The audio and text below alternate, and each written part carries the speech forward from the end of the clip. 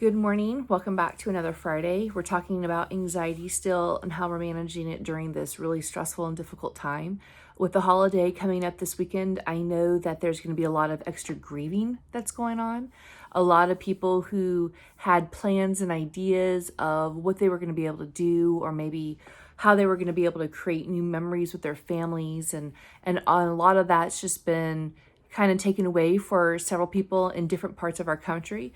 For others, there's a little bit more openness as we're seeing, COVID not spreading as wide in some more populated areas as the others. So depending on what area you're in, this could really be impacting you.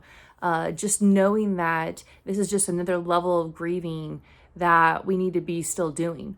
When we all started this and everything was starting to happen back in the early part of the year, there was a lot of hope that maybe that by this point in the summer or by early fall, we would be through this. And with the new realities that, well, we're not through this and this is still going on, we still need to be present with the parts of ourselves that are sad and are grieving. Just because we went through it once doesn't mean that we're probably or even necessarily through it completely. Oftentimes, grief is a process, an unwanted one that we don't want to engage in, yet still it's an unwanted process that we are on, regardless of what we want. And so being able to first recognize that whatever is going on in my life, whether it isn't even COVID, whether there are other things, it may be job, it may be family, it may be stress that you're experiencing now that you necessarily didn't think that you were going to have to deal with, or it's being drawn out more than you thought it would be, and that's stressful. And so it's grieving the expectations of what we thought we would be and where we thought we would be at, and being able to really acknowledge how sad it is that we're going through this, and that's okay.